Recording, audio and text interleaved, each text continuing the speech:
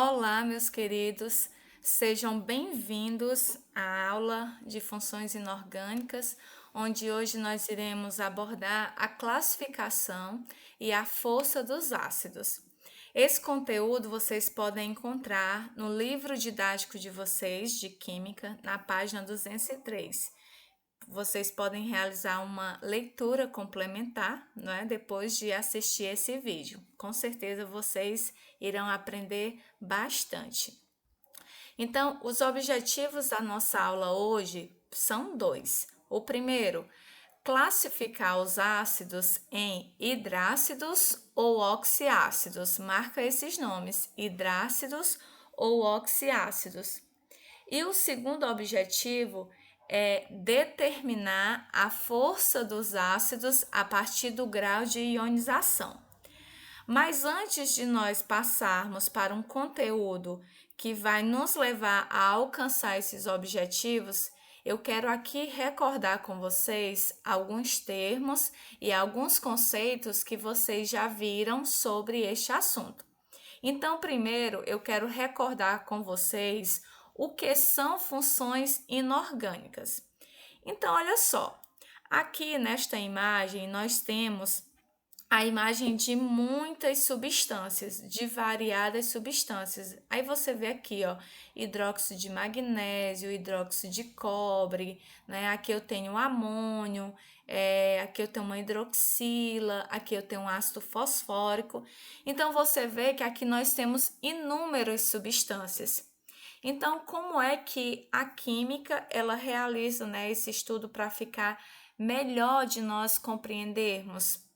Então, quando eu falo, né, o que são funções inorgânicas, na verdade, as funções inorgânicas, elas são grupos específicos de substâncias. Grupos de substâncias que têm propriedades bem características, bem similares, tá bem? Então, aqui, ó, nós vemos inúmeras substâncias. Então, eu posso agrupar essas substâncias de acordo com as suas propriedades. Então, as funções inorgânicas, elas vêm a ser um grupo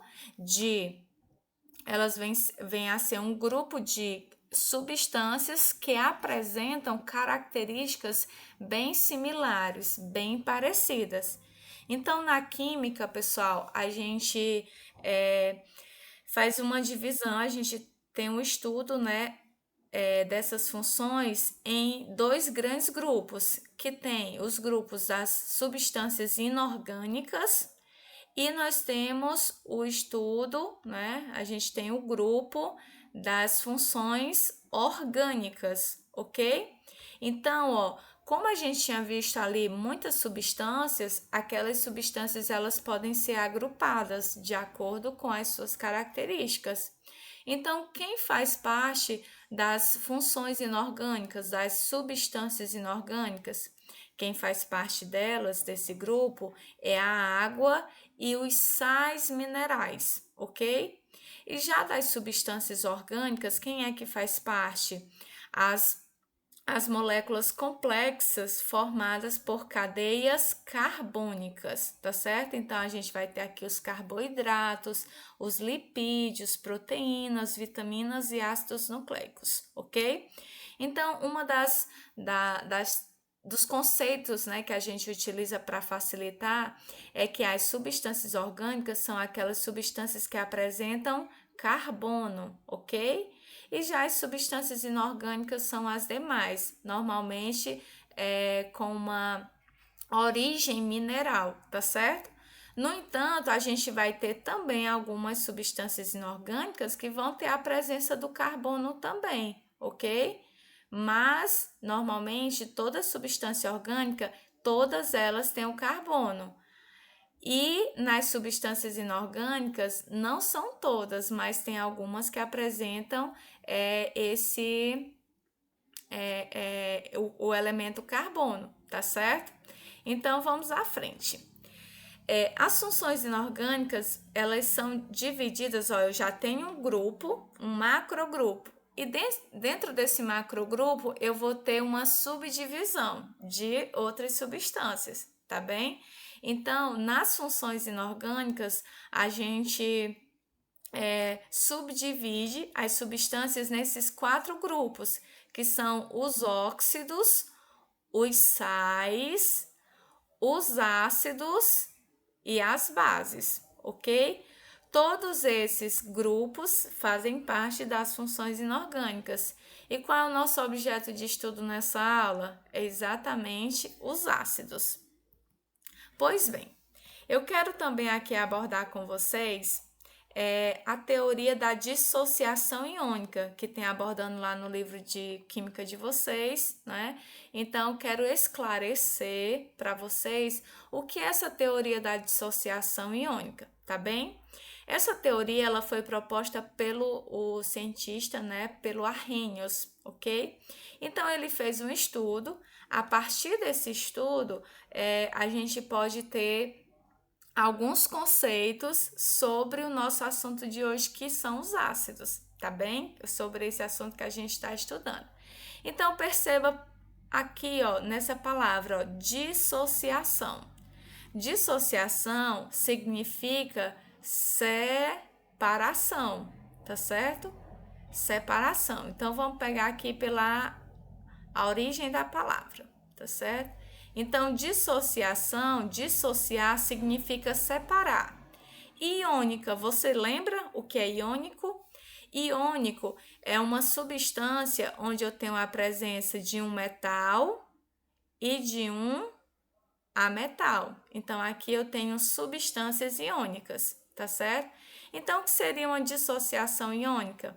Ao pé da letra, nós podemos interpretar que uma dissociação iônica seria a separação de substâncias iônicas, ok? No caso, de elementos que fazem parte dessa substância iônica.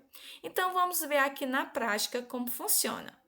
Olha só, para acontecer uma dissociação iônica, nós precisamos da água, tá certo?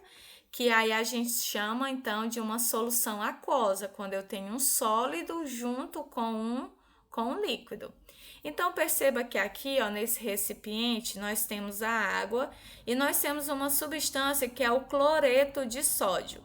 O cloreto de sódio, ele é um composto iônico. Por quê? Porque ele é formado pelo sódio, que é metal, e pelo cloro, que é um ametal.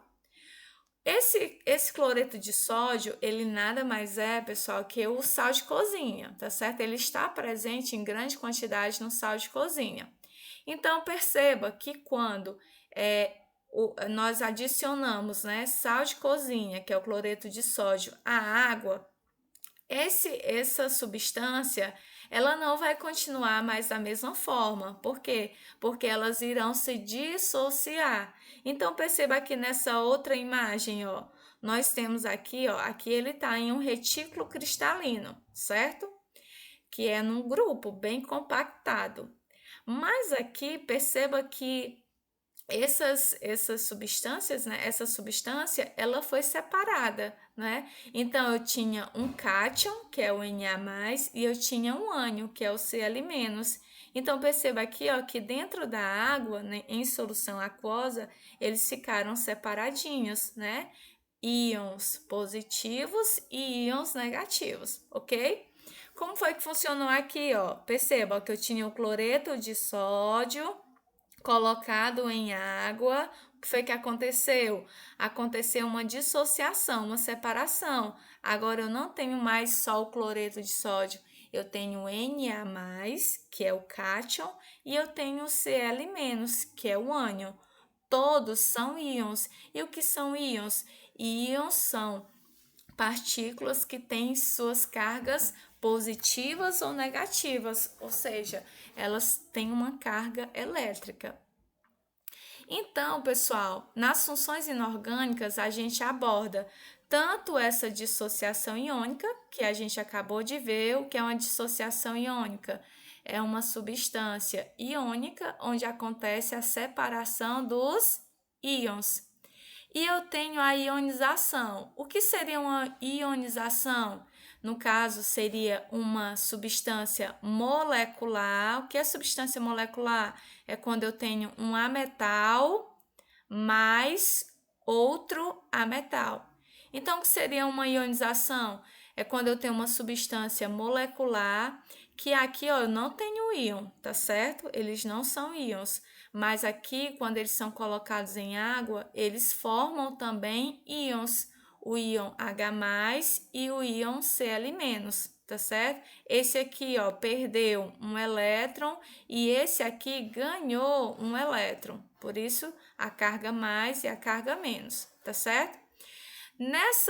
Essa explicação toda, né, em que Arrhenius propôs, qual foi o intuito dele aqui, né? Qual foi o objetivo? De ele mostrar que esses íons aqui, eles são eletrólitos, ok? O que são eletrólitos, né? São substâncias carregadas, né? Seja positivo ou negativo. Então, quem poderia formar eletrólitos, pessoal? Exatamente os ácidos, né? Na verdade, quem são eletrólitos? São ácidos e também são os compostos iônicos, tá certo? Então, o grande resultado, né, a grande contribuição de Arrhenius com esse simples experimento foi mostrar exatamente quem são os eletrólitos, quem podem ser os eletrólitos. São os ácidos e são os compostos iônicos, ou seja, eletrólitos são aqueles que, quando são colocados em água, eles podem conduzir corrente elétrica, tá bem? Então, olha só, o que é que nós temos aqui? Nós temos os compostos iônicos que, quando são colocados em água, né, acontece uma dissociação iônica. E nós temos os compostos moleculares que, quando são colocados em água, formam o quê? Uma ionização. Isso aqui é só para a gente ter um conhecimento do que é a dissociação iônica e o que é a ionização, tá certo? Que é para a gente poder entender o que vai acontecer, o que é que vai formar um ácido de fato, ok? Então, o que são os ácidos, né? Os ácidos, eles vão ser compostos covalentes, ou seja, moleculares, que quando são colocados em água, eles vão sofrer ionização. Viu por que eu mostrei lá a dissociação e ionização? Então, os ácidos, eles são compostos covalentes, que quando eles sofrem ionização, né, eles formam soluções que vão apresentar como único cátion o hidrônio. Quem é o hidrônio? Essa espéciezinha aqui, ó, que é a água adicionada com o hidrogênio. Ou simplesmente, gente, o H+, tá certo? Então, vamos ver aqui, ó, o que seria um ácido, né? Olha só, digamos que eu pego aqui uma substância que é o HCl. Se esse HCl for colocado em água, olha só, o que é que vai acontecer? Ele vai formar o H+, e ele também vai formar o Cl-, ok? Então, essa substância, ela seria um ácido? Vamos analisar, ó. Quem são os ácidos? São compostos covalentes. HCl é um composto covalente? Sim, ele é formado por um ametal e outro ametal. Foi colocado em água. Sofreu ionização? O que é ionização, prof? Ionização são aquelas substâncias moleculares que, quando são colocadas em água, formam um cátion e um ânion, certo? Então, nessa ionização foi formado um H+? Você está vendo a presença de um H+? Sim. Então, esse H+ aqui me indica que essa substância, ela é um ácido, tá certo? Então, a presença do H+ me confirma que essa substância, ela é um ácido. Então, através da teoria de Arrhenius, a gente define ácidos dessa forma. Molécula, um composto molecular que quando colocado em água, sofre ionização, ou seja, aqui ele não era íon, gente, ó, ele era totalmente neutro, tá certo? Então, ele formou um íon, né? Esse aqui perdeu um elétron e esse ganhou um elétron. Então, formou H+, Cl-. Se eu tiver a presença do H+, então isso me indica que ele é um ácido, ok? Então, agora a gente chega de fato ao assunto da nossa aula. Qual é o assunto da nossa aula hoje? Classificação dos ácidos. Então, como é que eu posso classificar um ácido? Eu posso classificar o ácido quanto à presença do oxigênio. Então, todas as vezes que uma substância, que um ácido, ele não conter o oxigênio, não tem o oxigênio, então a gente vai chamar ele de hidrácidos. Então, quais são os exemplos de hidrácidos? HF, HCN, ok? Por quê? Porque eu não tenho a presença de oxigênio. No entanto, quando eu tiver a presença de oxigênio, então esses ácidos eles vão ser classificados como oxiácidos, ok? Então, quem seria exemplos de oxiácidos, né? HNO3, HClO4, porque nós temos a presença de oxigênio. Tranquilo, né? Hidrácidos e oxiácidos. Mas também nós podemos classificar os ácidos quanto à sua força, né? Então, a força de um ácido, ela pode ser forte, moderada ou fraco, de acordo com o grau de ionização. O que é isso, prof? Vamos ver agora, certo? Quando o grau de ionização for maior que 50%, é forte. Quando ele estiver ali entre 5% e entre 50%, ele vai ser moderado. E quando esse grau de ionização for menor que 5%, ela é fraca. Ele vai ser um ácido fraco. Como a gente pode interpretar, como a gente pode identificar isso? Vamos ver um exemplo aqui, ó. Ao dissolvermos ácido clorídrico, né, em água, observa-se que cerca de 92 moléculas sofrem ionização a cada 100 moléculas dissolvidas. Então, qual o grau de ionização do HCl? Vamos ver aqui, ó. Como é que eu faço para me calcular o grau de ionização? Ó, eu pego a quantidade de moléculas que sofrem ionização, dividido pelo total de moléculas que foram dissolvidas. Então, vai ficar assim, ó, tá aqui, ó, 92 por 100. Esse aqui sempre é o total, tá certo, gente? Ó, sempre é o total. Então, 92 moléculas foram ionizadas em 100 moléculas dissolvidas. Faz a divisão e nós vamos ter 0,92, que multiplicando por 100, nós vamos ter 92%. Então, 92% de moléculas ionizadas vai me indicar que, ó, 92 é maior que 50%.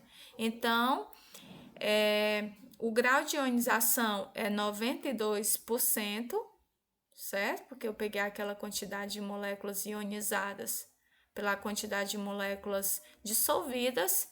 E esse ácido HCl, ele é forte, fraco ou moderado? Ele vai ser forte, certo? Por quê? Porque ele tem um grau de ionização maior que 50%. Tranquilo, galera? Mas também nós temos outra forma bem prática de a gente identificar a força dos hidrácidos, né? Que é essa, ó, é bem simples. O ácido forte, né? Só existem 3 ácidos fortes, gente, que é o HCl, o HBr e o HI, certo? O ácido clorídrico, o ácido brômico e o ácido iodídrico, ok? Então, guarda. Se você gosta de macetes, se você gosta de memorizar, guarda isso. Quem são os ácidos fortes? HCl, HBr e HI. Quem é o único ácido moderado, né? É o HF, ok? E quem são os ácidos fracos? Serão os demais ácidos, né? Qualquer outro hidrácidos. Lembrando que essa dica aqui, esse macete, são para os hidrácidos. Quem são os hidrácidos? Aqueles que não contêm oxigênio. tá bem? Então, quem é ácido forte, guarda aí, anota, tá certo? O único ácido moderado, o HF, e todos os demais serão ácidos fracos. E como é que eu faço para me identificar a força dos oxiácidos? São aqueles que têm oxigênio, certo? Nós podemos fazer isso, ó.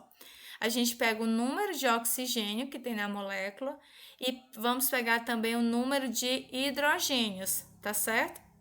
Aí a gente pega o número de oxigênio, subtrai pelo número de hidrogênios e se nós tivermos esses valores, ó, se for 0, vai ser fraco.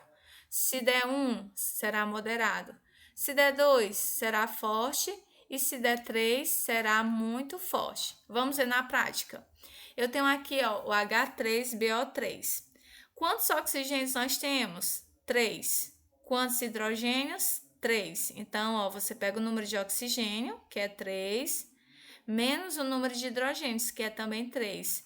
Deu um resultado igual a 0. Então, esse ácido, ele é um ácido fraco. Vamos pegar aqui o ácido sulfúrico. Então, eu tenho aqui, ó, 4 oxigênios, sempre é o oxigênio primeiro, gente. Menos 2 hidrogênios, tá aqui, ó, 4 menos 2. Então, eu tenho um resultado igual a 2. Esse ácido, ele é forte.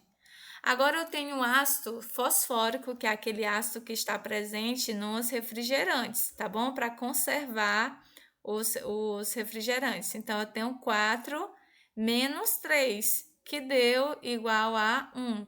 Então, esse ácido, ele é moderado. E aqui, eu tenho o ácido perclorato, né? Que tenho 4 oxigênios menos 1 hidrogênio, que vai dar igual a 3. Então, esse oxiácido aqui, ele é muito forte, tá bem? Então, aqui fica a dica para vocês identificarem a força dos hidrácidos. Isso aqui só e para os oxiácidos. Lembrando que essa dica aqui é só para os oxiácidos. Os hidrácidos já é da outra forma que a gente viu no slide anterior. Então, a gente chega aqui ao final da aula. Lembra dos objetivos? Que é a gente classificar os ácidos em hidrácidos e oxiácidos e também determinar a força de um ácido. Pergunte a você mesmo se você conseguiu alcançar esse objetivo. E por fim, eu deixo aqui as observações. Eu peço a vocês que realizem a atividade no formulário que está a seguir. Também peço a vocês que façam a leitura complementar no livro didático. Vocês vão ficar expert nesse assunto, ok? Peço também que vocês façam suas anotações em seu caderno. Lembra que você é o gestor da sua aprendizagem, tá bem? Então, você tem essa disciplina e tem essa organização de realizar as anotações, de fazer os seus estudos, ok? E dizer que eu estou à disposição e deixar um grande abraço para cada um de vocês. Beijão e até a próxima aula!